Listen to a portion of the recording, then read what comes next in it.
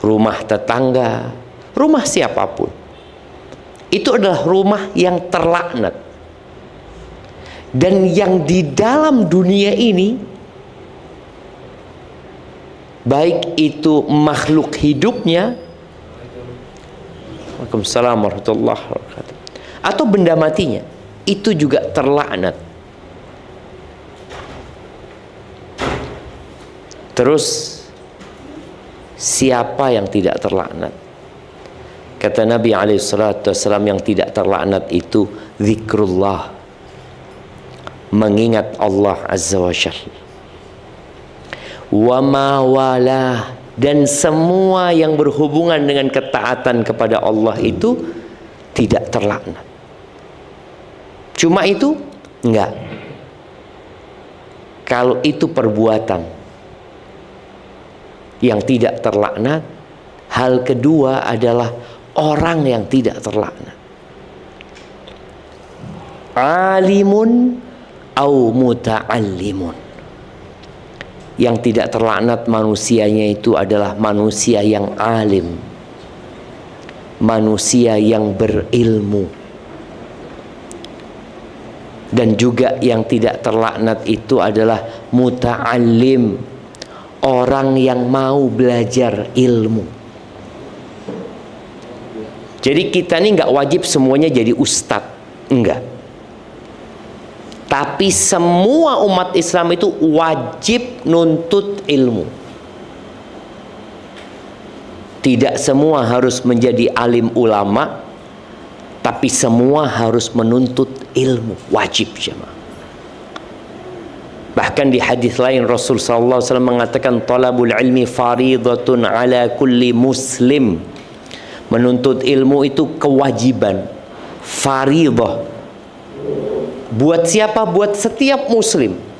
Mau orang kaya, mau orang miskin, mau orang tua, mau anak-anak, apapun jabatannya, maka semua wajib menuntut ilmu. Dan kalau kita lihat, semua yang berhubungan dengan ilmu itu menjadi rahmat dan berkah. Tempat kita nih sekarang, kita lagi belajar. Rasul sallallahu alaihi wasallam menjelaskan di mana manusia kumpul ya. Di situ mereka mengkaji, bermudzakarah tentang firman Allah Azza wa Jalla. Apa yang akan terjadi dengan tempat itu?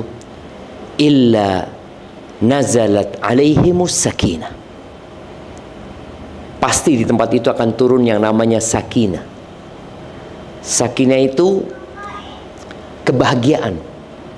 Sakinah itu ketentraman. Yang presiden mau jadi presiden, yang gubernur mau jadi gubernur, yang wali kota mau jadi wali kota, itu dalam rangka mendapatkan sakinah, mendapatkan kedamaian, ketentraman. Dan ternyata mereka yang duduk di majelis ilmu, mereka yang mengkaji ilmu, fadilah pertamanya adalah turunnya sakinah kepada mereka. Kemudian wa ghasyiyathumur rahmah, dan rahmat Allah akan meliputin mereka. Kita tuh doanya tiap sholat, Rabbil firli warhamni, ya Allah ampuni aku, rahmati aku ya Allah. Dan di tempat majelis ilmu itu rahmat Allah meliputi mereka. Yang ketiga, wahaffathumul malaika. Bayangkan ya, malaikat-malaikat Allah yang tercipta dari cahaya, yang tidak pernah berbuat dosa dan nista, ya, sepertinya perlu maju karena akan ada yang buka pintu. Nah, ya, maju ke depan. Ya, merapat ke depan aja sini, mendekat ke ustadznya, biar nggak dilangkain punggungnya.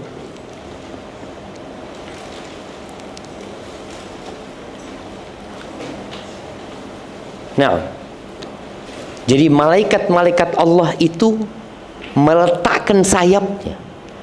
Yang awalnya terbang ketika dia lihat majelis ilmu, mereka saling mengatakan di antara mereka, halummu ila bughiyatikum, ayo iki, Ini yang kita cari ini. Mereka turun mengelilingi orang-orang yang duduk di majelis ilmu. Kita ini kan nggak ngerasa. Kita ini nggak akan pernah bisa mengagungkan majelis ilmu tatkala kita tidak beriman dengan yang gaib. Dan ketika Allah mensifatin orang-orang bertakwa, sifat pertama mereka apa? Yu'minuna bil ghaib. Mereka beriman dengan yang gaib. Di antara hal gaib yang kita imanin, malaikat-malaikat Allah Azza wa Jalla. Mereka hadir di majelis ilmu. Mereka meletakkan sayapnya ridhon. Ridho, senang dengan apa yang dilakukan orang-orang menuntut ilmu. Kemudian yang keempat, fadilah orang-orang yang hadir di majelis ilmu itu, wa dzakarahumullahu fi man 'indah. Dan Allah akan menyebut orang yang hadir di majelis ilmu itu di hadapan malaikat-malaikat Allah. Fulan hadir di majelis ilmu, fulan hadir di majelis ilmu. Dan siapa saja jemaah yang hadir di majelis ilmu ini, walaupun dia sebenarnya, saya sebenarnya cuma nganter Ustaz. Kan ada kadang kalau kajiannya emak-emak, bapak-bapak cuma enggak, anak sebenarnya enggak hadir Ustaz, cuma ya nganter. Mereka yang hadir di majelis ilmu jemaah, ketika beranjak meninggalkan majelis itu, Allah itu mengatakan kepada malaikat-malaikatnya, ketika Allah bertanya kepada malaikat yang tadi hadir itu, kalian datang dari mana? Kata dia, datang dari hamba-hambamu. Ngapain mereka? Ya mereka mengingatmu. Apa yang mereka pinta? Mereka minta surga. Apa yang mereka takuti? Mereka takut dari api neraka, kata dia. Lalu Allah mengatakan kepada mereka, ushidukum anni qad ghafartu lahum. Aku persaksikan kalian kalau aku sudah mengampuni mereka semua. Lalu para malaikat mengatakan, ya Rob, di situ ada orang yang bukan dari kumpulan kajian itu. Itu dia mungkin hanya lewat, mampir sana, atau karena nganter kemudian duduk. Lalu dikatakan dalam hadis itu, ya buat yang tadi bukan dari majelis mereka juga aku ampuni mereka. Lalu Nabi SAW mengatakan, humul qaum la yashqa bihim jalisuhum. Mereka adalah orang-orang, siapa saja yang kumpul sama mereka nggak akan menderita. Siapa saja yang kumpul di majelis ilmu, kumpul sama orang-orang berilmu, nggak akan menderita jemaah. Maka alhamdulillah sore hari ini kita bisa belajar menuntut ilmu. Di antara yang ingin Anda sampaikan adalah berkaitan dengan doa jemaah. Kenapa? Allah menciptakan kita adalah untuk mengabdi kepada Allah Azza wa Jalla. Bedanya manusia sama sapi, bedanya manusia sama kambing, manusia itu hidup untuk makan atau makan untuk hidup. Bapak-bapak, kita tuh oke, kita ganti. Kambing itu diciptakan makan untuk hidup atau hidup untuk makan?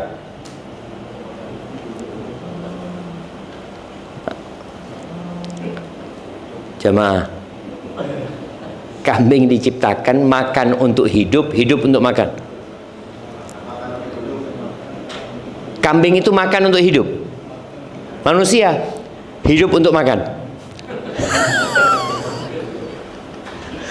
Ya, kambing itu diciptakan dia hidup untuk makan. Makanya dia, kalau kita lihat kambing liar ya, mungkin dia malam hari tidur, pagi cari makan lagi ya. Pas. Itu binatang. Sedangkan manusia makan itu untuk hidup. Pokoknya saya bisa menjalankan aktivitas sudah cukup. Oleh karena itu Nabi SAW ketika memberikan arahan tentang pola makan 1446 tahun yang lalu, beliau sudah mengajarkan SAW tentang pola makan yang sehat. Apa kata beliau? Ma mala'a adamiyun wi'aan syarran min batan. Tidak ada wadah yang dipenuhi sama manusia yang lebih buruk daripada perutnya dia. Lalu kata beliau alaihi salatu wasallam, bihasab ibni Adam luqaimat yuqimna biha sulbah. Cukup, kata Nabi, manusia ini, anaknya Adam ini, memakan beberapa suap yang membuat punggungnya tegak. Artinya kita kalau makan, ya sudah makan, yang penting kita bisa beraktivitas gitu. Kalau duduk nggak perlu senden. Kan kadang-kadang orang kalau kurang makan lepro sana, atau kebanyakan makan juga, senden sana senden sini, cukup gitu. Bagaimana makan beberapa suap yang membuat kita bisa beraktivitas. Itu pola makan yang sehat. Fa in kana fala budda la muhala. Kalau ternyata dia harus makan banyak, kadang-kadang orang karena ya diundang ya, atau makanannya enak, dia kepingin makan banyak, maka ada aturannya. Apa kata Nabi SAW? Fathuluthun li ta'amihi, maka sepertiga buat makanan. Wa thuluthun li syarabihi, sepertiga buat minuman. Wa thuluthun li nafasihi, sepertiga buat nafas. Sebagian kita full semuanya makanan. Kalau mau minum diapakan? Sabuknya dikurangin, dikendorin. Karena dia lihat itu sudah full. Dia perlu bikin space lagi buat minuman. Dan kadang-kala susah bernafas sehingga dia bersendawa. Nabi SAW ketika beliau lagi duduk bersama sahabatnya, tahu-tahu ada yang bersendawa. Beliau mengatakan kepada orang ini, SAW, kuffa anna jusha'ak, tahan dari kami sendawamu ini, katanya. Fa inna atwalan nasi ju'an yaumal qiyamah aktsaruhum shiba'an fid dunya. Sesungguhnya orang yang paling panjang laparnya pada hari kiamat itu yang paling sering kenyangnya di dunia. Jamaah.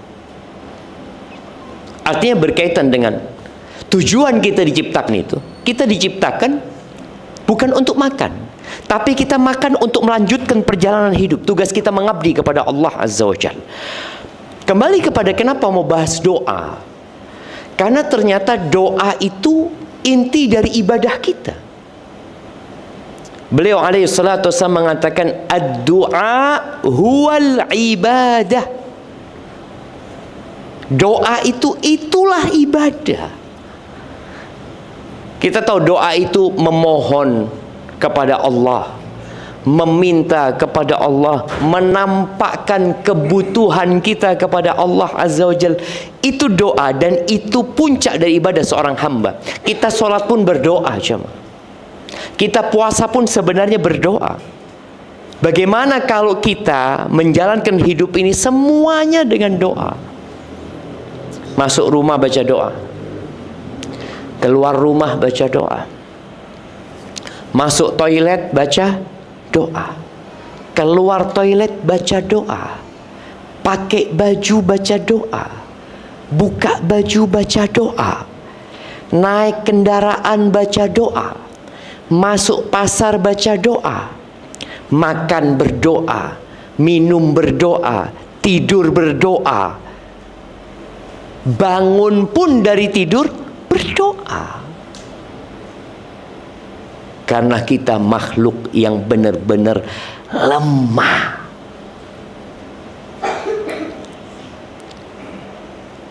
Tahu yang namanya cantengan, bapak-bapak? Apa cantengan dia? Cantengan itu apa bahasa Indonesianya? Hah? Iya, bukan lepas kukunya. Jadi di ujung kuku yang kanan kiri itu, jempol itu biasanya bengkak ya, sakit ya. Ketika kena itu manusia satu badan demam. Nah, loro untu. Apa yang dilakukan bapak-bapak kalau sakit gigi? Minta tolong orang kita. berangkat ke dokter ya. Artinya kita ini makhluk yang memang membutuhkan orang lain. Beda sama binatang tadi. Pernah melihat anaknya sapi lahir? Ada bidannya? Ada yang gendong? Nggak ono jemaah. Lahir langsung jalan, golek susu ibu. Manusia coba lahir, rame. Ketika lahir kita, apa yang bisa kita lakukan? Bandingkan kita sama anaknya ayam. Anaknya ayam tuh lahir langsung bisa cari makan. Ibunya cuma ngoret-ngoret titik, wis mangan. Subhanallah. Karena memang binatang-binatang itu diciptakan untuk makan. Jadi mereka harus bisa makan tanpa bantuan orang lain. Antum coba lihat ikan di lautan itu. Siapa yang ngasih makan? Oh, Kementerian Perikanan, Ustaz. Itu yang ngasih makan ikan. Kalau nggak kurus-kurus ikannya, nggak ada. Tiap hari dipanen sama nelayan ya. Anak kalau ngelihat nelayan yang pakai pukat itu ya, pukat macan apa namanya? Ya Allah, jutaan ikan itu jemaah. Tiap hari, dan alhamdulillah nggak habis-habis. Yang di pintu harus maju ke depan supaya dengkulnya selamat. Kalau enggak ketabrak pintu terus. Ya silakan maju ke depan. Nah, iya, yang bersandar yang tua-tua saja enggak apa-apa. Tadi yang punggungnya sudah harus dibantu enggak apa-apa. Kalau yang muda-muda, nah, ud'uni astajib lakum, kata Allah, mintalah kepadaku pasti aku kabulkan. Dan Nabi alaihissalatu menyebutkan orang yang lemah itu kayak apa sih? Apakah orang yang lemah itu orang yang tidak berolahraga, orang yang tidak angkat beban sehingga dikatakan orang lemah? Enggak. Ajazun nas man ajiza anid doa.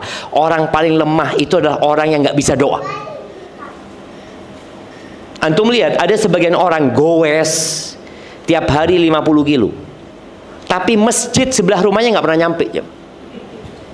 Nggak pernah nyampe. Kelihatan masjid itu. Tiap pagi dia berangkat kerja, jauh tempat kerjanya, berangkat dia pulang pergi. Tapi masjid nggak pernah nyampe. Jumatan mungkin dia sampai, dan terakhir lagi, nyampe-nya terakhir, pulang duluan, ada berkah Jumat supaya dapat duluan. Astagfirullahaladzim. Tadi orang yang paling lemah adalah orang yang tidak bisa berdoa. Di antara doa yang dipanjatkan oleh Nabi Daud alaihissalam, Allahumma inni a'udzubika min jarisu. Ya Allah, kepadamu dari tetangga yang buruk. Kita tuh punya kewajiban berbuat baik kepada tetangga. Kewajiban.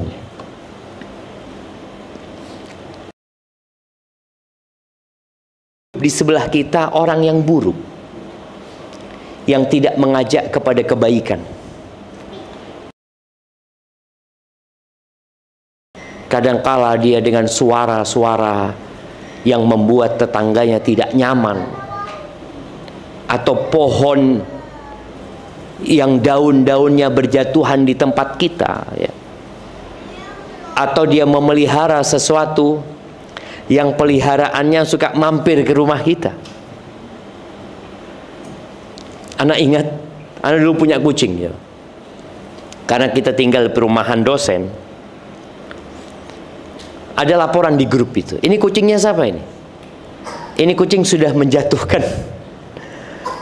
menjatuhkan madu di rumahnya salah satu ustadz. Apa kata ustadz yang lain? Tulis saja di pintu rumah, kucing dilarang masuk, gitu kan. Jadi memang kadang-kala peliharaan itu ganggu ya, Pak. Apalagi ayam yang bikin kotor di tempat kita, telurnya nggak pernah di tempat kita. Kalau telur selalu di tempatnya dia. Ada tetangga-tetangga yang buruk yang membuat kita kekurangan kebahagiaan, benar. Karena tetangga itu termasuk faktor eksternal yang membuat kita bahagia. Artinya kalau kita safar, kita keluar kota, kalau tetangganya baik itu kita aman gitu loh.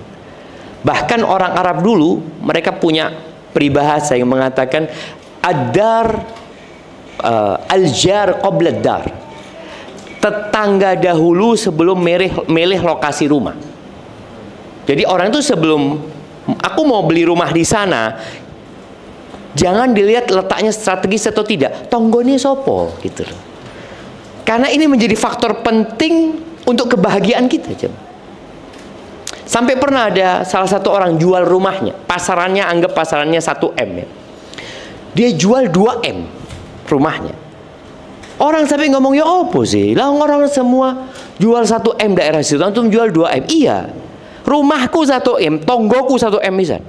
Sampai tonggone ono regone. Bayangkan, dihargai tetangga yang baik. Ya gimana tidak jemaah? Kalau kita punya tetangga yang baik ya, ketika kita sakit dia datang membesuk kita, ketika dia masak dia kirimin kita, ketika dia punya acara dia undang kita. Pokoknya tetangga ini yang selalu peduli sama tetangganya. Siapa yang nggak mau? Baik, jadi berlindung pertama dari tetangga yang buruk, yang dapat mengurangi kebahagiaan kita. Yang kedua, wa min zaujin tushayyibuni qabla al-mashib. Dari istri, kalau bapak-bapak nih, yang membuatku beruban sebelum waktunya. Nah, mana yang beruban sebelum waktunya ini? Kadangkala loh, seumuran dia seharusnya nggak putih semua gitu loh. Tapi kok putih kabeh, ini ono Pak Wahid gini. Putih kabeh gitu kan. Oh enggak, ini faktor hormon, faktor turunan, oke macam-macam lah orang kan. Tapi kita berlindung memang dari pasangan hidup yang membuat kita beruban sebelum waktunya. Ternyata di zaman sekarang ini, penyakit yang paling banyak membuat orang mati itu apa? Stres, depresi. Dan kesehatan mental itu sekarang menjadi perhatian dunia ya. Kesehatan mental ini. Maka ketika pasangan hidup yang tiap hari kita ngelihat dia, yang tiap hari makan sama dia, tidur sama dia, kumpul sama dia, membuat kita beruban sebelum waktunya, yo neraka omai sama. Maka ibu-ibu coba dilihat, suaminya itu betah di rumah atau tidak? Kalau suaminya tidak betah di rumah, hendaklah introspeksi diri. Kenapa suamiku ini kok nggak betah di rumah? Sampai ada dapat potongan video teman ini nyuting sohibnya lagi ngobrol. Sohibnya ini kayaknya punya istri yang membuatnya beruban sebelum waktunya. Lalu dikatakan kepada dia, engkau tahu Syekh itu menyampaikan, ya apa kata Syekh? Ternyata istri kita di dunia itu akan jadi istri kita di akhirat. Kata dia, astagfirullah, ketemu istriku lagi nanti di akhirat. Dia sudah azab-azab ampun-ampun di dunia, ketemu lagi di akhirat. Dia berpikir nggak akan bahagia dia hidup di dunia walau di akhirat, kata dia. Padahal kalau sudah di akhirat ya lain lagi lah. Kalau sudah di surga semua jadi baik. Tapi memang ada pasangan hidup yang membuat kita beruban sebelum waktunya. Maka kita perlu berdoa mohon sama Allah Azza wa Jalla. Kita jangan hanya, oh anak berusaha. Oke, betul. Manusia berusaha, manusia berupaya. Tapi yang menetapkan segalanya itu Allah Azza wa Jalla. Kita tinggal minta sama Allah supaya dapat tetangga yang baik. Kalau ternyata tetangga kita buruk, kita berlindung sama Allah. Mudah-mudahan tetangganya nggak betah di sini, pindah rumah. Terus gimana caranya? Kita nggak usah ganggu, Allah yang ngatur nanti. Kita punya istri tadi yang membuat kita beruban sebelum waktunya. Dengan kita berdoa memohon kepada Allah, sudah serahkan sama Allah urusannya. Mungkin istri dapat hidayah nantinya. Mungkin istri berubah jadi menghargai dan menghormati suaminya. Nggak ngerepotin suaminya, tahu dengan hak-hak suaminya. Ini harapannya. Dengan cara seperti itu, doa udah minta sama Allah. Dan subhanallah jemaah, siapa orang yang jarang berdoa? Siapa? Orang yang kaya. Orang kaya itu tidak pernah mikir besok makan apa. Orang yang semua fasilitas sudah dia milikin. Makanya Allah Azza wa Jalla mengatakan innal insana la yatgha ar-ra'ahu istaghna. Manusia itu benar-benar melampaui batas. Kapan? Ketika merasa dia nggak butuh. Perasaan butuh ini membuat orang jadi baik.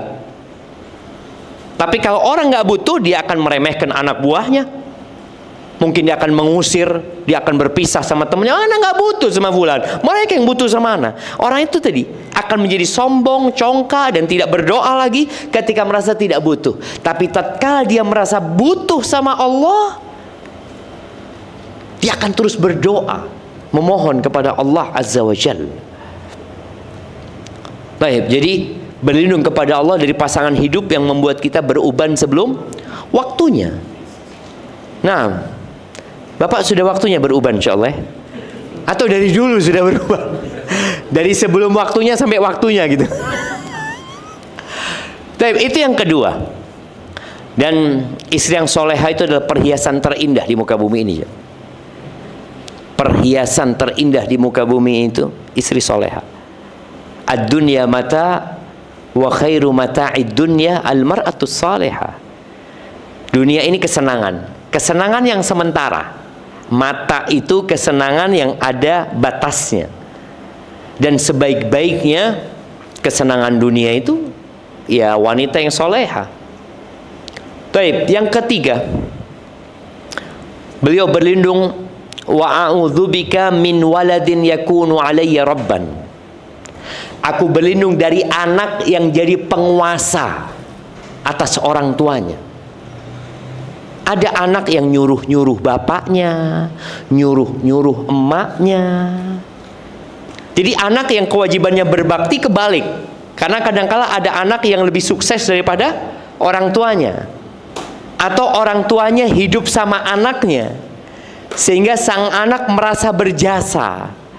Merasa punya budi baik kepada orang tuanya. Padahal kalau semua harta yang dia milikin, dia berikan kepada ibunya, belum dia balas rasa sakit ibunya ketika melahirkan dia. Tapi kok tahu-tahu merasa sudah berbuat baik sama orang tuanya, dia memberikan fasilitas kepada orang tuanya? Enggak. Allah mengatakan wa qadha rabbuka alla ta'budu illa iyyahu wa bil walidaini ihsana. Allah sudah menetapkan, ada keputusan Allah, perintah Allah agar engkau tidak beribadah kecuali kepada Allah dan berbuat baik kepada kedua orang tua. Imma yablughanna 'indakal kibara ahaduhuma aw kilahuma fala taqul lahumā uffin. Kata Allah, kalau salah satu dari orang tuamu atau dua-duanya berada di sisimu di masa usia senja. Usia senja. Usia senja itu orang sudah butuh sama anaknya. Orang tua itu. Tapi ketika muda, anak yang masih butuh sama orang tuanya. Orang tua yang masih mensuplai anaknya, masih ya mendukung anaknya. Tapi ada fase di mana orang tua itu nggak bisa lagi kayak dulu. Apa kata Allah? Fala taqul lahumā uffin. Jangan engkau mengatakan kepada keduanya uff, omongan yang kesel gitu loh. Dengan perintah orang tua, dengan aturan orang tua, fala taqul lahumā uffin. Dengan permintaan-permintaan orang tua, fala taqul lahumā uffin. Dengan keinginan-keinginan kemauan orang tua, jangan mengatakan uff kepada orang tua. Wala tanharhuma. Uff aja nggak boleh. Jangan menghardik keduanya, ngangkat suara. Jangan. Terus wa qul lahumā qawlan karīma. Dan katakan kepada keduanya kata-kata yang penuh dengan penghormatan dan pengagungan. Jadi kosakatanya itu indah, intonasi penyampaiannya merendah. Karena ada anak kata-katanya baik tapi intonasinya tahulah kita orang lagi kesel ya, ngomongnya nggak enak, walaupun ngomong iya nggak enak. Bagaimana sebagian ulama itu, kalau nggak salah Haywah ya, ketika dia ngomong sama ibunya dia merendah sekali, sampai orang itu ngomong lagi sakit dia. Enggak, memang seperti ini dia kalau ngomong sama emaknya, kayak gitu dia kalau ngomong sama emak. Pernah lagi kajian gini, Haywah itu tahu-tahu emaknya datang. Kata emaknya, "Qum ya Haywah, fa'at imid dajaj atau dawajin." Haywah bangun, itu ayamnya dikasih makan. Lagi pengajian jemaah. Dipanggil sama emaknya suruh ngasih makan ayamnya. Ditinggal pengajiannya. Laung sholat aja dipanggil sama orang tua, putus sholat sunnah itu. Apalagi cuma pengajian. Tapi kadang-kala kita kurang menghargai orang tua.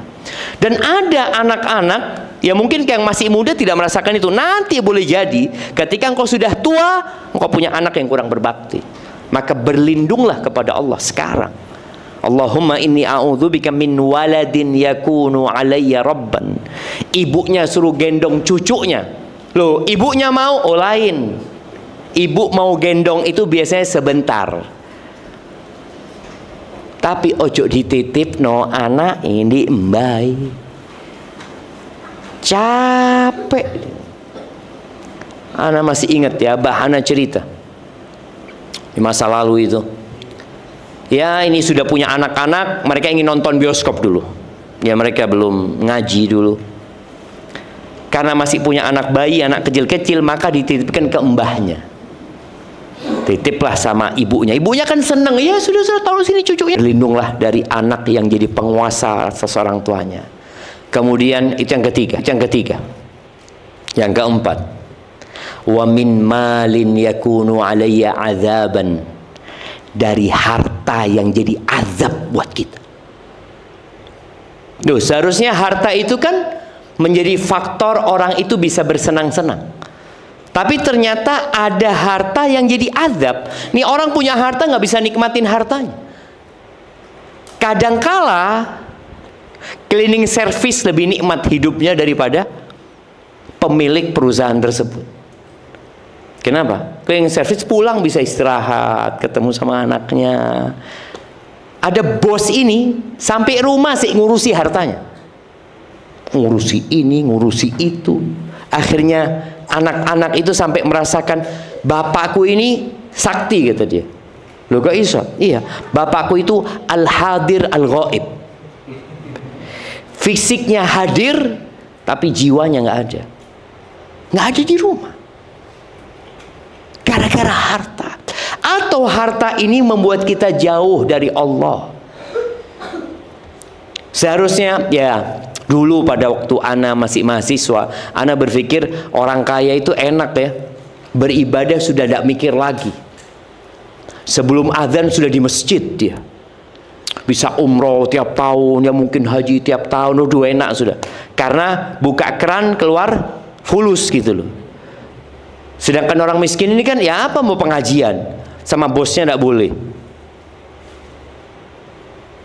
Tapi ternyata ada harta yang tidak mendekatkan pemiliknya kepada Allah Azza wa Jalla. Dia semakin jauh, semakin kaya semakin jauh. Anggap dulu sebelum kaya raya masih soft pertama. Setelah tambah fulusnya soft kedua. Setelah buka cabang usahanya masbuk. Imam sudah assalamualaikum baru datang. Setelah tambah kaya full kekayaannya, nggak lagi ke masjid. Kenapa? Sibuk ngurusi hartanya. Seharusnya harta itu engkau pakai untuk kesenanganmu. Anda ini diazab sama hartanya. Yaqulu ibnu Adam mali mali. Anaknya Adam mengatakan, hartaku, hartaku, itu rumah milikku, itu tanah milikku, itu mobil milikku. Apa kata Nabi SAW?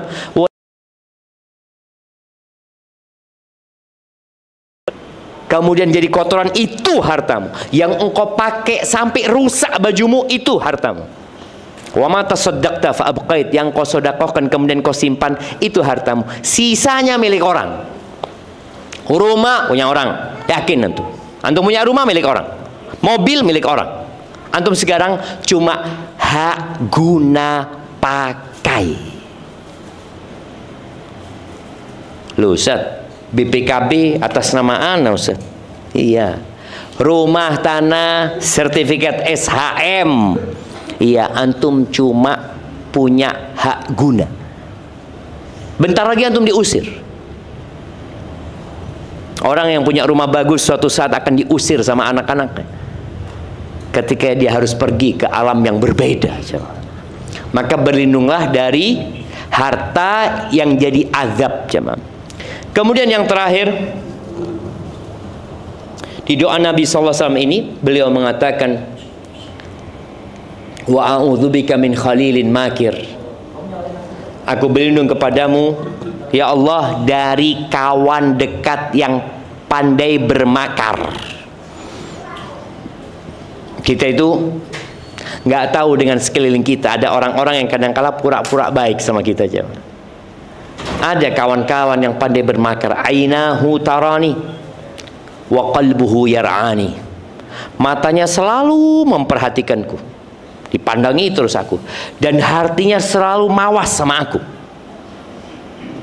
Dia itu kayak intel yang ngawasin kita. In ra'a hasanatan dafanaha. Kalau dia lihat kebaikanku, dia tutup-tutupi. Wa in ra'a sayyi'atan adza'aha. Kalau dia lihat keburukan, smile. Kif halak? Kalau dia lihat keburukan, dia ceritakan ke orang lain. Hati-hati sama kawan-kawan di sekitar kita. Maka berlindung kepada Allah ya. Jadi 5 hal tadi itu. Yang pertama apa? Tetangga yang buruk. Yang kedua, istri yang membuat kita beruban sebelum waktunya. Atau kalau istri yang berdoa ya suami gitu kan, yang membuat dia beruban sebelum waktunya. Yang ketiga, anak yang jadi penguasa atas orang tuanya. Yang keempat, harta yang jadi azab buat pemiliknya. Yang kelima, kawan dekat yang pandai bermakar ya. Barakallahu fiik, itu mungkin dapat Anda sampaikan. Kurang lebihnya mohon maaf. Mungkin kalau ada pertanyaan, Anda persilahkan. Tafadhol.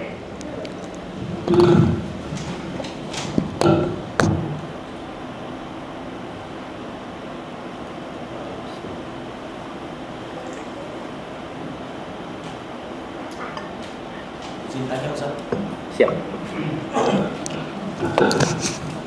Harus 2. Tes.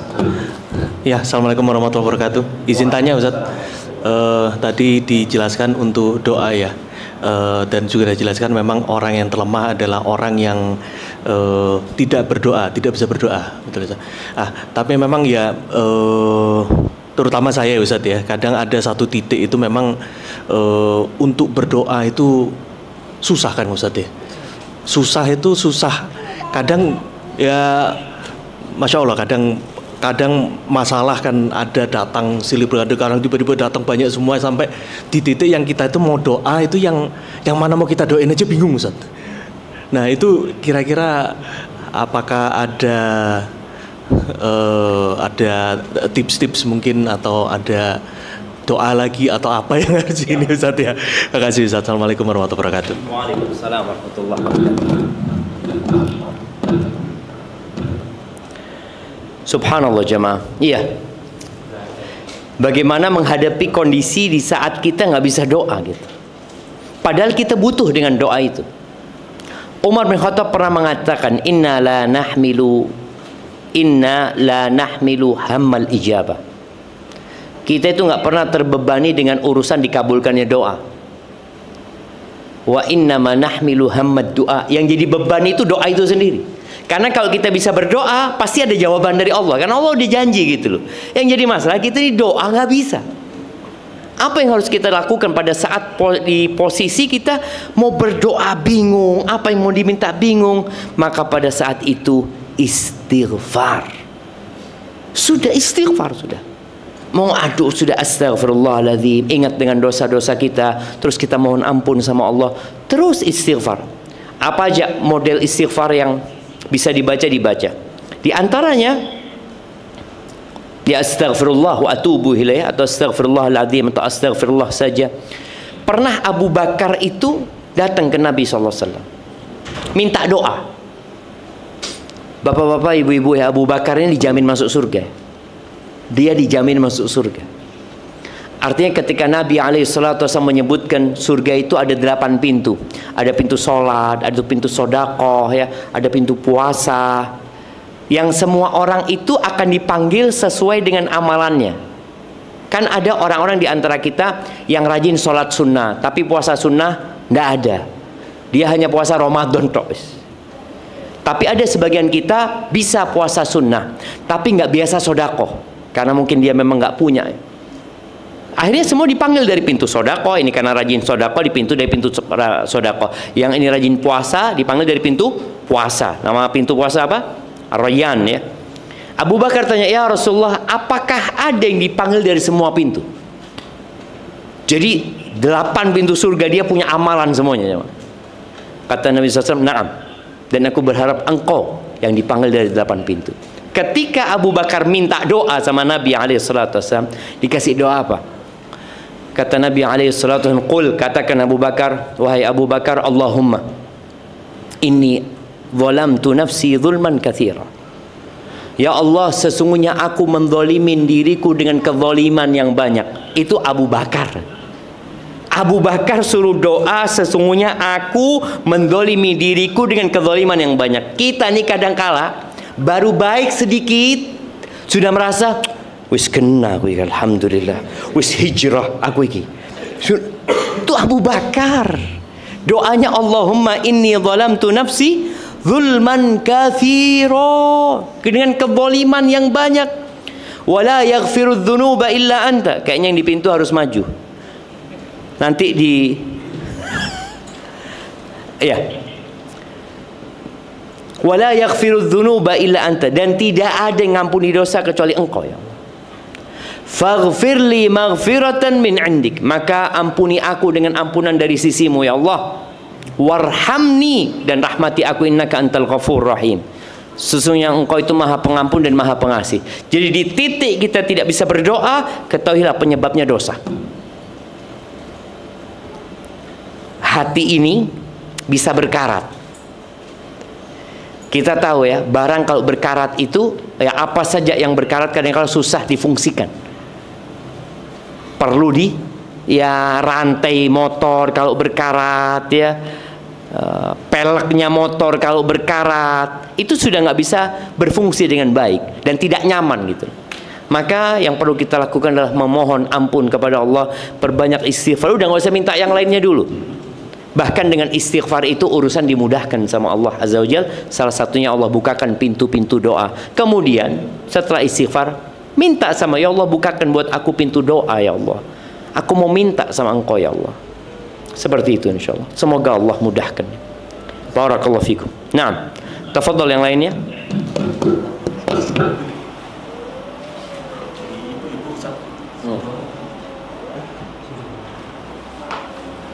Kemana yang buat ibu-ibu?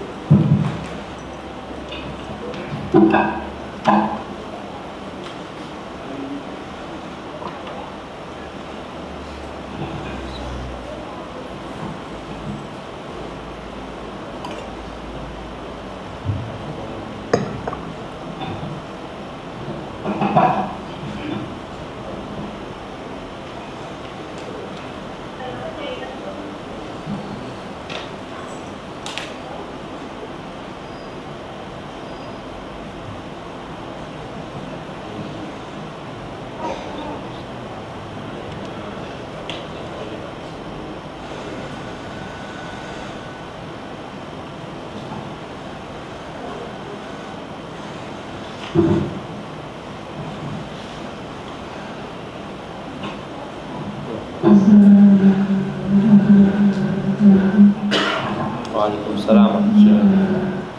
Saya pernah diajar kalau ada persoalan atau permasalahan seperti dengan tetangga atau dengan yang lain, itu ngajarinnya gini, bahwa kita menerima ketentuan, maksudnya musibah atau cobaan dari Allah dengan sabar. Kemudian itu karena nanti Allah akan, istilahnya ini hanya bungkus permen saja, isinya nanti Allah akan kasih, yaitu kebaikan-kebaikan yang lain gitu. Yang saya tanyakan, mana lebih utama, mana keutamaannya? Kita minta Allah melepaskan dari misalkan tetangga yang buruk, atau kita bersabar untuk menanti hadiah dari Allah. Terima kasih. Wassalamualaikum warahmatullahi wabarakatuh. Waalaikumsalam. Iya, Masya Allah jamaah. Yang pertama, kita disuruh berdoa. Maka berdoalah. Artinya memohon perlindungan kepada Allah dari musibah itu penting.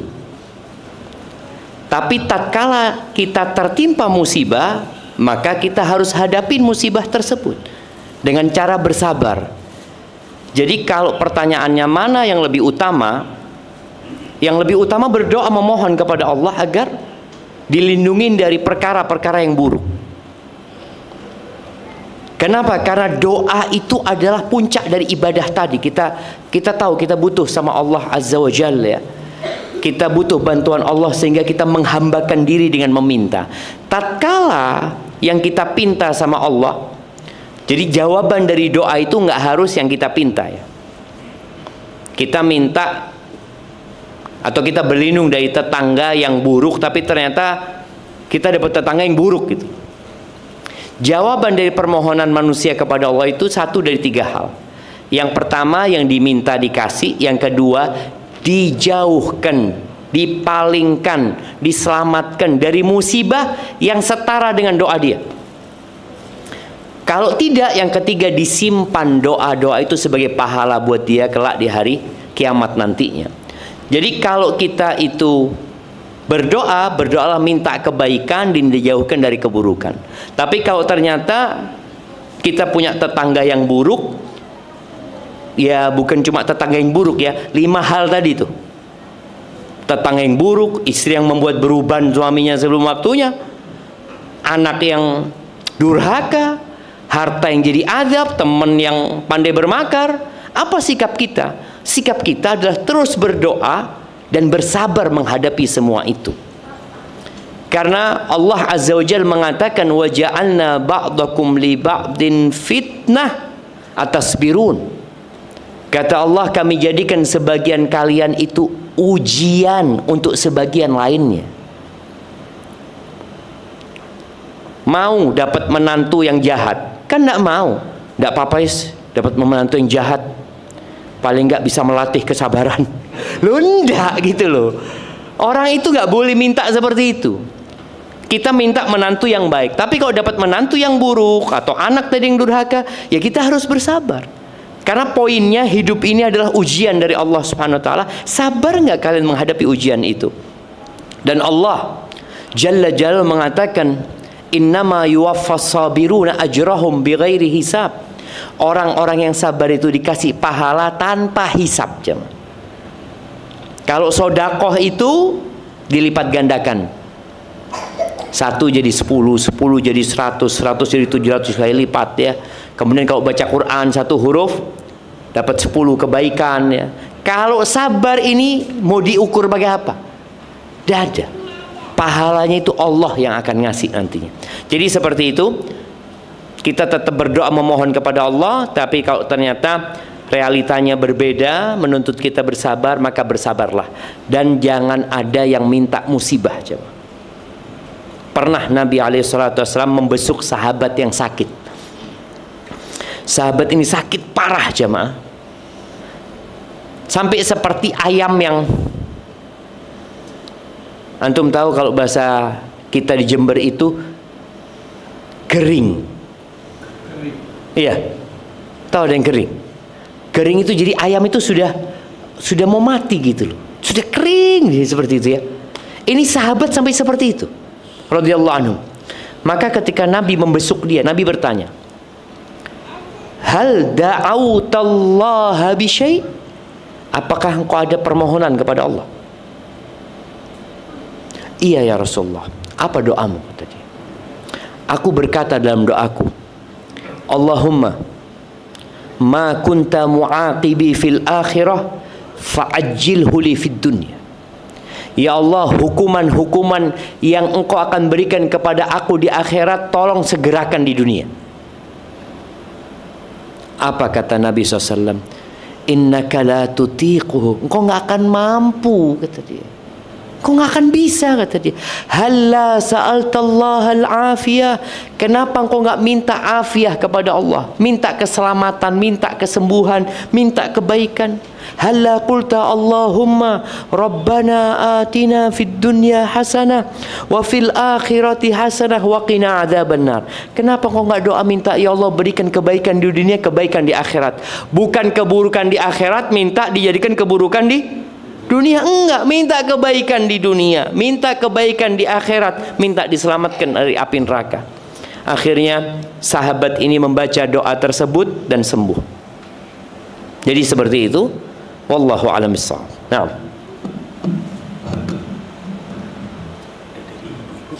Siap.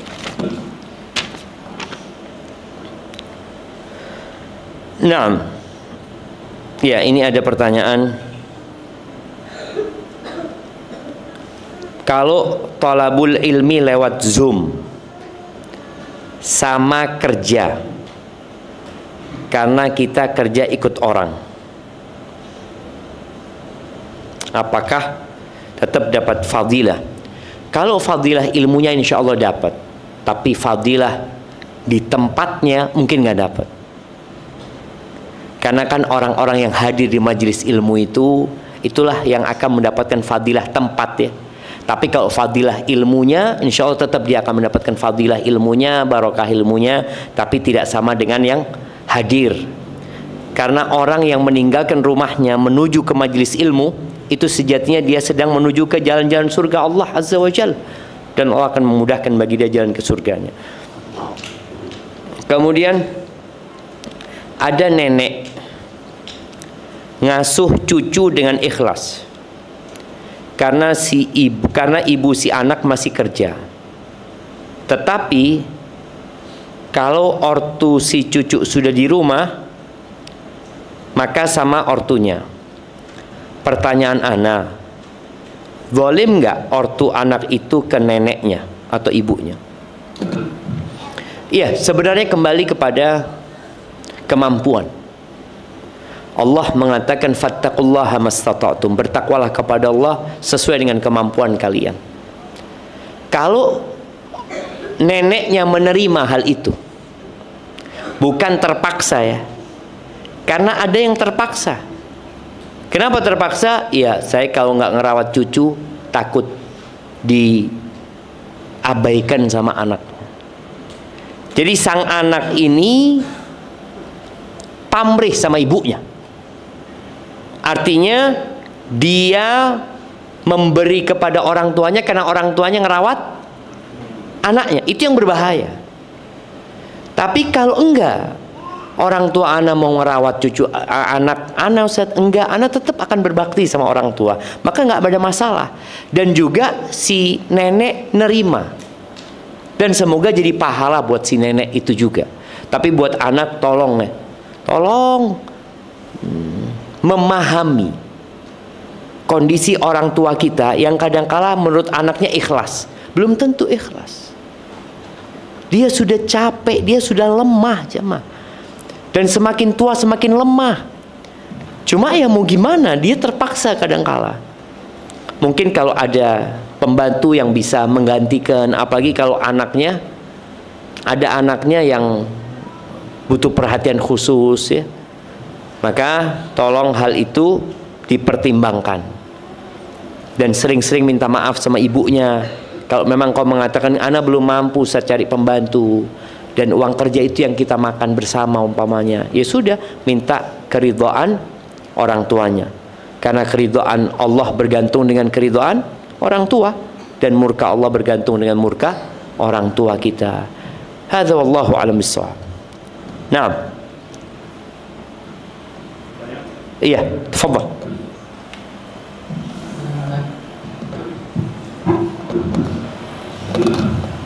Bismillah. Assalamualaikum warahmatullahi wabarakatuh. Ya, Puan Ustadz mau tanya. Yang pertama soal doa di waktu-waktu tertentu dan dan doa yang diutamakan adalah seperti biasa sering disampaikan, doa yang bersumber dari Al-Quran dan hadis Rasulullah SAW.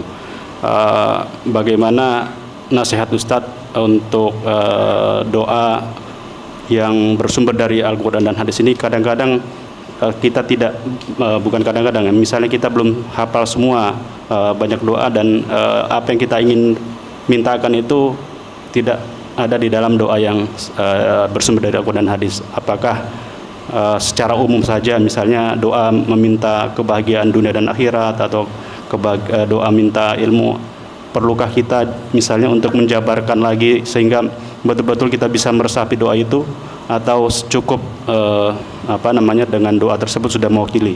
Yang kedua, mohon nasihat Ustadz doa untuk orang tua yang masih hidup dan doa untuk orang tua kita yang sudah meninggal. Maksud saya yang biasa kan hanya satu doa, minta ampun, minta pertolongan kepada Allah kepada kedua orang tua yang biasa kita hafal. Apakah ada doa yang khusus untuk misalnya orang tua kita yang masih hidup, dan doa yang lebih khusus lagi bagi orang tua kita yang sudah meninggal? Jazakallahu khairan. Assalamualaikum warahmatullahi wabarakatuh.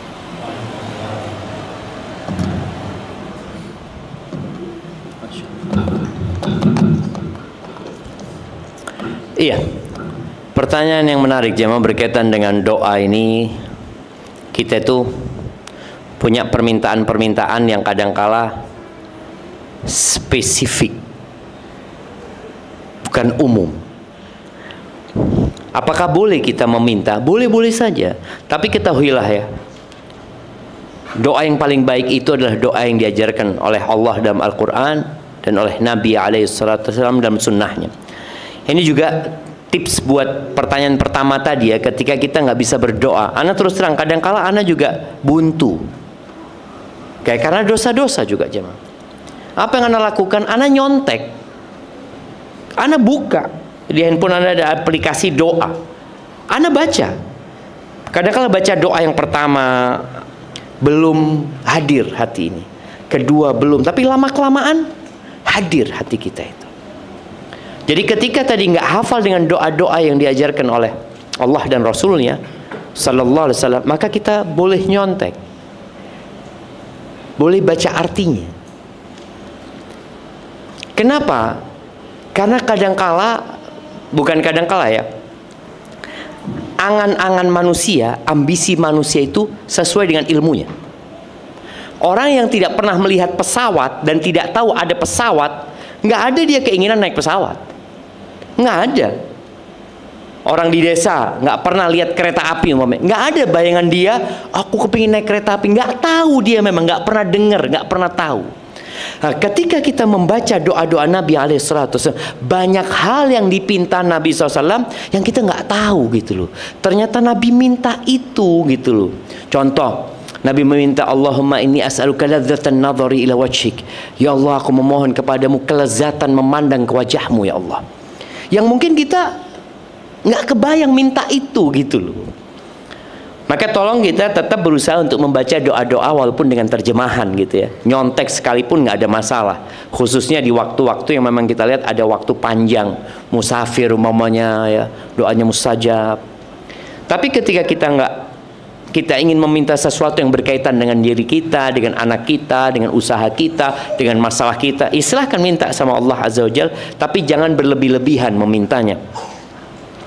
Artinya ada orang minta surga, ya Allah aku minta surga ya Allah, aku minta istana di surga yang putih ya Allah, yang pintunya dari kayu jati, terus yang depannya itu ada kolam ikan koi, mamanya.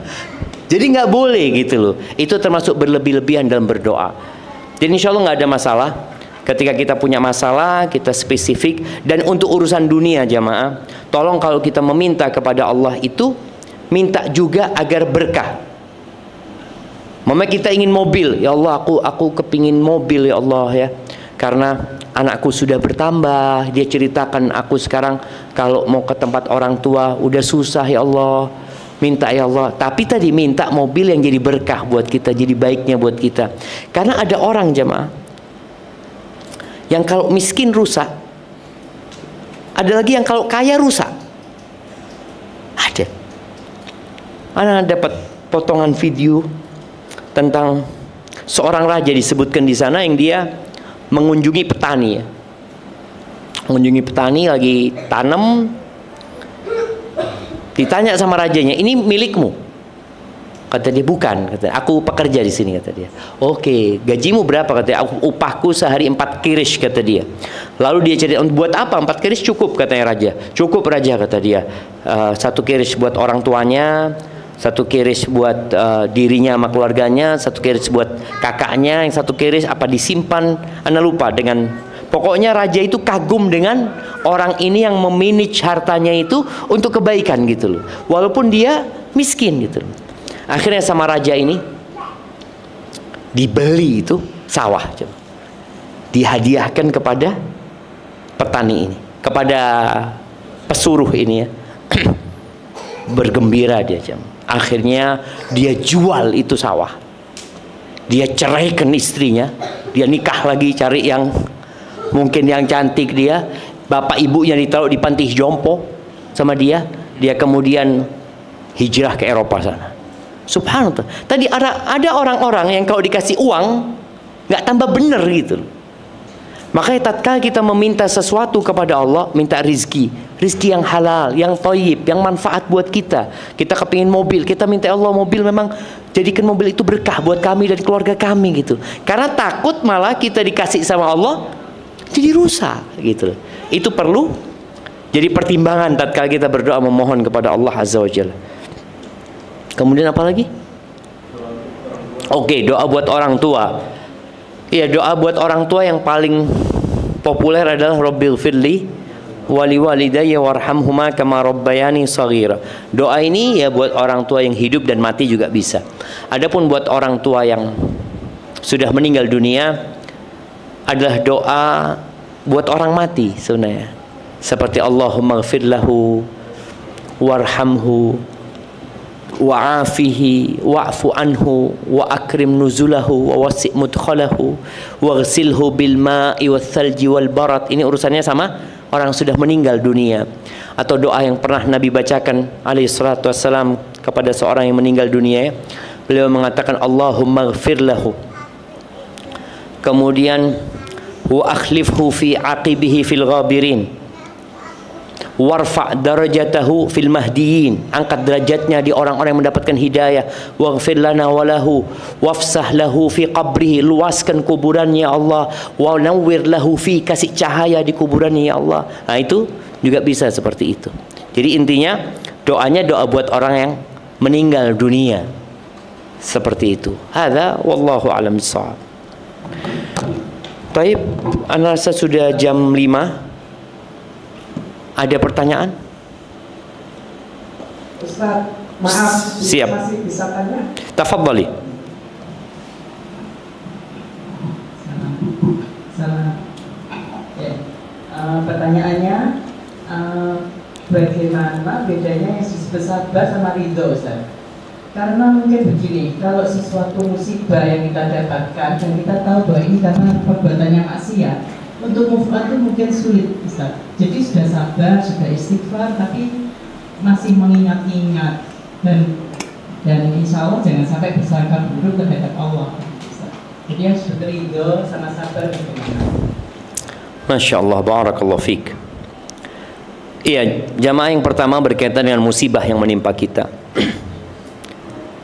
Musibah itu ada yang ujian untuk mengangkat derajat, tapi ada bala yang untuk menghapuskan dosa. Kalau orang soleh boleh jadi ujiannya untuk mengangkat derajat. Kalau orang-orang kayak kita ini musibahnya ya yakinlah kalau karena dosa-dosa kita ya. Jangan merasa kita, alhamdulillah anak sudah nggak punya dosa, nggak ada. Kita semua punya dosa. Makanya Allah Azza wa Jalla mengatakan ma asabaka min hasanatin faminallah. Kebaikan yang menimpamu itu murni dari Allah. Murni dari Allah. Jangan mengatakan, oh karena saya usaha saya, karena saya berupaya, kan tidak ada. Itu karena Allah. Wa ma asabaka min sayyi'atin famin nafsik. Keburukan yang menimpamu itu dari dirimu sendiri. Kembali kepada pertanyaan, bagaimana sikap kita menghadapi musibah itu? Sebenarnya ada 4 tahapan, bukan 4 tahapan, 4 macam orang menghadapi musibah itu. Yang nggak boleh itu namanya jaza. Jaza itu melakukan tindakan yang dimurkain Allah Azza wa Jalla. Seperti teriak-teriak kalau orang dulu ya, kemudian ngerobek apa? Bajunya, lempar sana, lempar sini.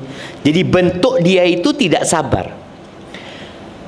Yang paling rendah yang dianjurkan adalah sabar. Yang diperintahkan Allah sabar. Makanya Allah mengatakan wabasyiris sabirin. Berikan kabar gembira kepada orang-orang yang sabar. Apa sih makna sabar?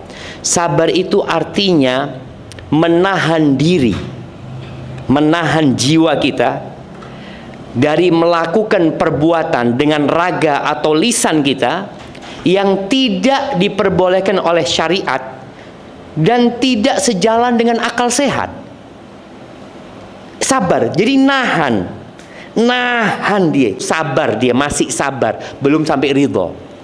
Kalau ridho biasanya sudah tenang. Orang kalau ridho itu sudah tenang sih, nggak nahan lagi, sudah lepas gitu. Apalagi orang yang bersyukur gitu ya.